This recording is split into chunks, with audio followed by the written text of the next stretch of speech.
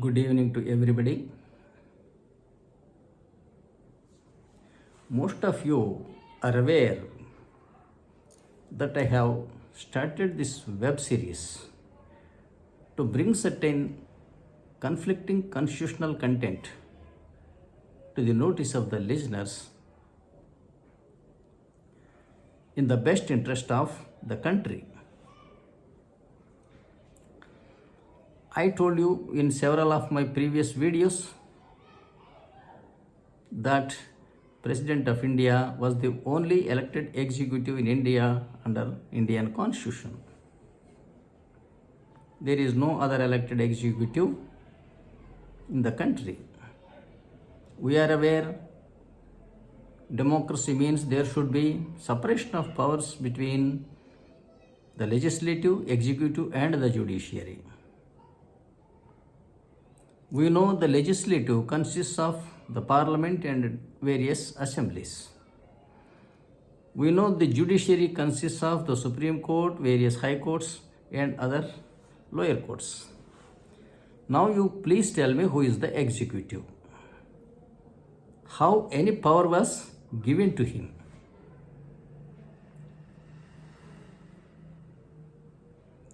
Now we find very strange argument that president and the governor should follow the advice of the council of ministers. We know it is the prime minister who has majority in the Lok Sabha. We also know that it is the chief minister of each state who has majority in the legislatures of that state. Now please tell me, the Prime Minister and Chief Ministers are commanding majority in the respective legislatures. Who can pass a bill? It is only they who can pass any bill because they have the majority. Now you please tell me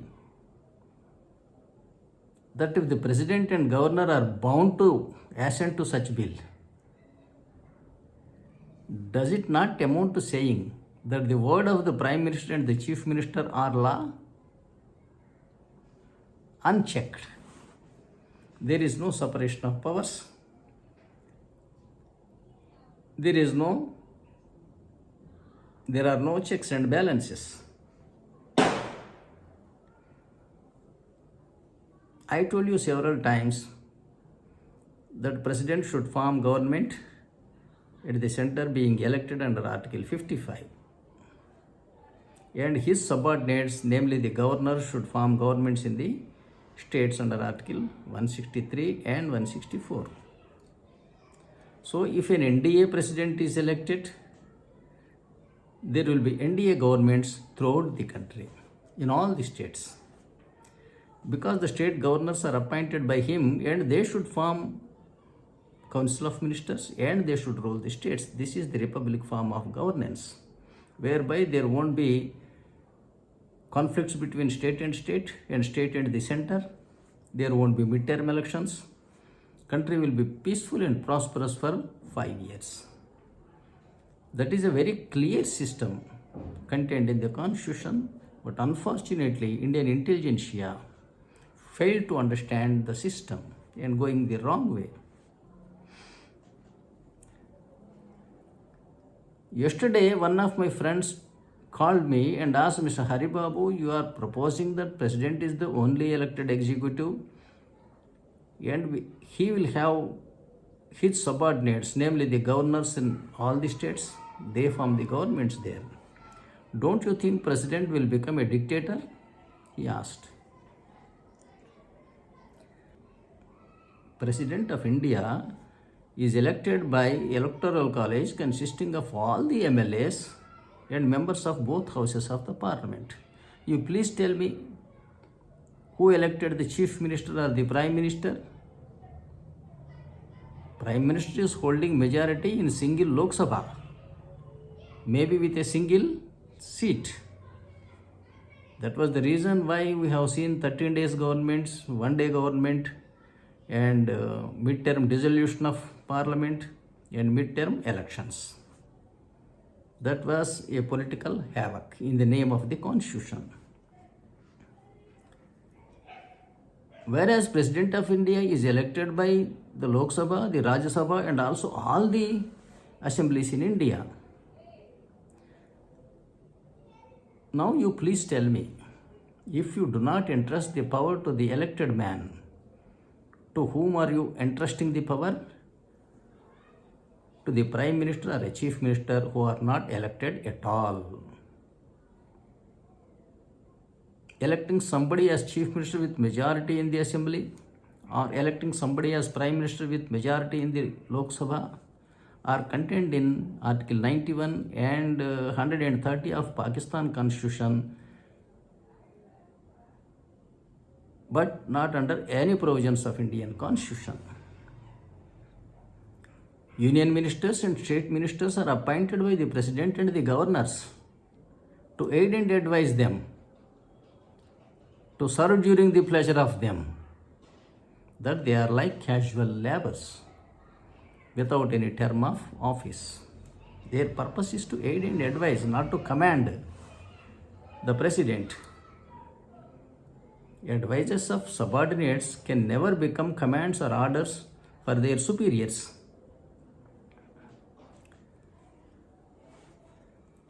You also consider what happened. I do not belong to any political party, but I will only take that example to explain you how democracy has been distorted. During the tenure of Prime Ministership of Manmohan Singh, who ran the country? Who heeded to whose advice? The Prime Minister was bound by the advice or the commands of Mrs. Sonia Gandhi, and you say that the President of India should be guided by the advice of the Prime Minister of India. Indirectly, it amounts to say that the President of India should act according to advice of Mrs. Sonia Gandhi, a party leader. So this led to neither democracy, nor republic, nor Prime Minister's rule. It led to a party head's rule. This is a very dangerous situation, especially in terms of coalition governments. All the coalition partners loot the country. Nobody can question anybody. If they withdraw from the coalition ministry, the government will fall. I don't say it is a government, it is a gang rule, yet it will fall. That leads to enormous corruption, family rule, caste rule, political party rule, individual rule, purchasing of votes with notes. All these kinds of diseases set in only because we started implementing majority rule.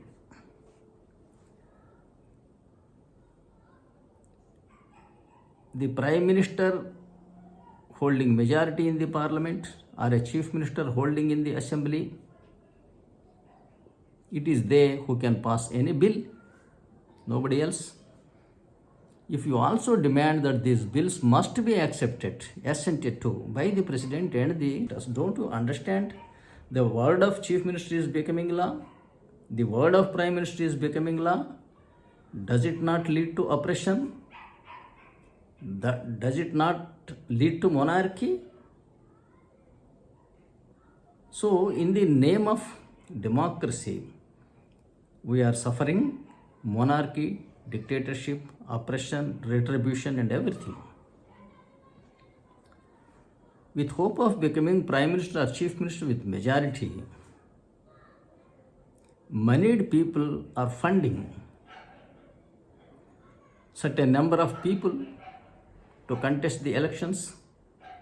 They purchase votes at the rate of 1, 2, 3, 4 or 5,000 rupees and come back winning the elections. then the gang leader would say that people have chosen us to rule this country. Unfortunately, they have chosen you to be a legislator, not to be an executive.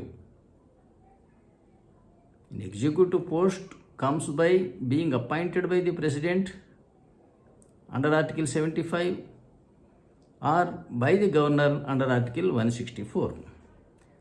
Somebody becoming chief minister and prime minister with majority, I told you, it contained in Pakistan Constitution Article 91 and 130. Such provisions are not there under Indian Constitution. So in the name of prime minister rule, we have seen a party rule or a proxy rule. If you understand this is democracy and this should continue forever, no one can save this country. Indian polity, press and elite should wake up and understand that what we are following is not a democracy. It is a monarchy, dictatorship. It led to several misrule, enormous poverty, enormous corruption, social political conflicts, interstate conflicts, center-state conflicts, cross-border terrorism or internal extremism,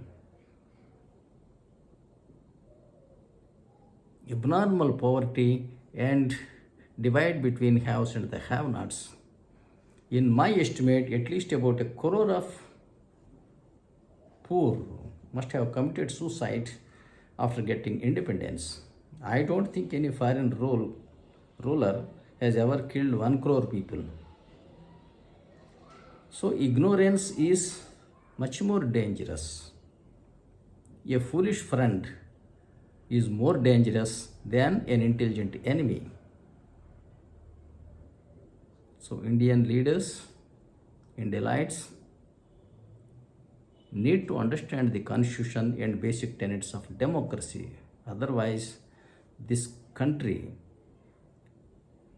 would get divided into several pieces. If the small and sundry parties corner two-thirds majority in both houses of the parliament, no one likes the other to become prime minister. They have a prime minister phobia. At least these people don't understand what they want.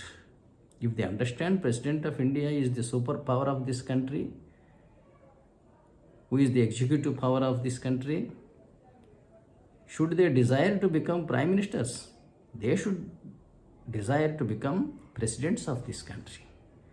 Then, only then, this country will be democratic and constitutional. Otherwise, not.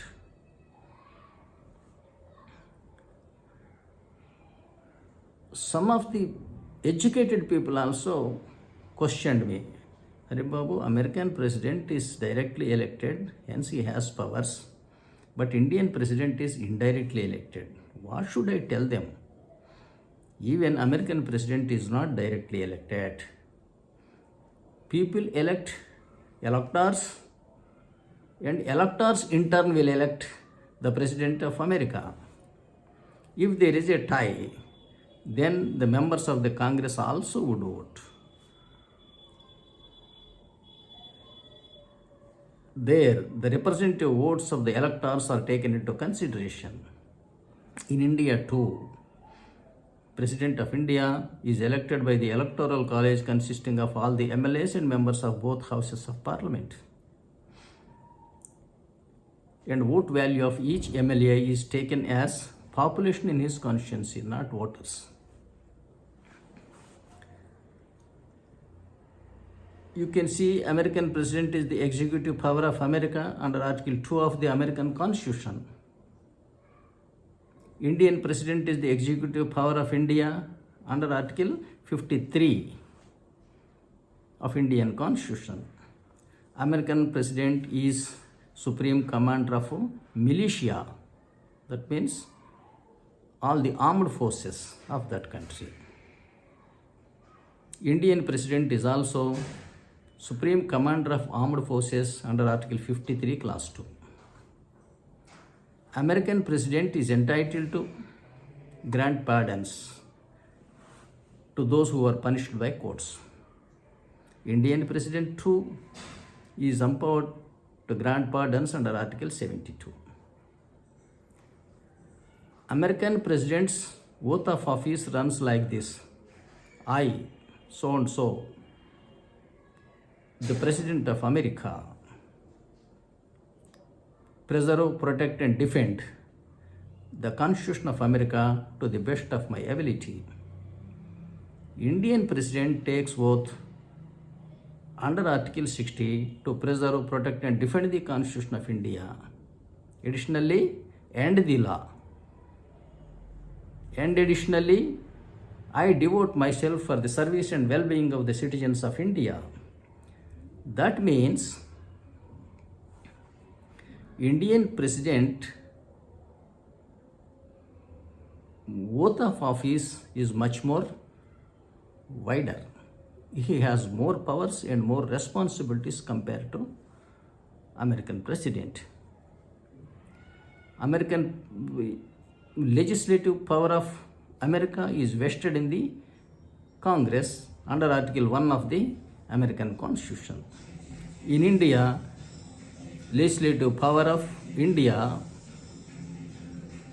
is vested in the Parliament of this country.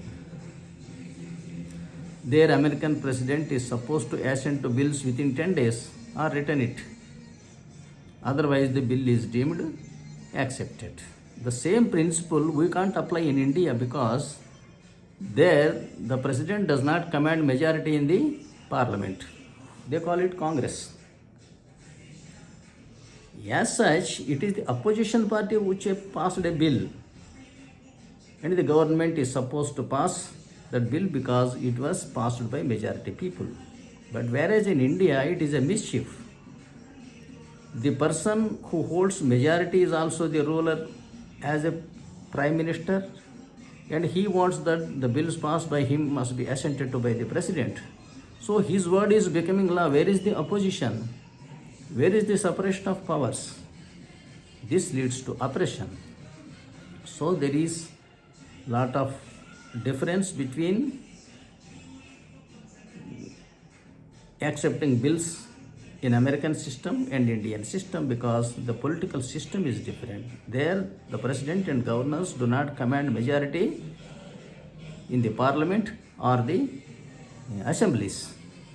That is the most ideal democracy. The ruler should not command majority in the legislatures. If both legislative and executive powers come into one hand, that is not democracy at all.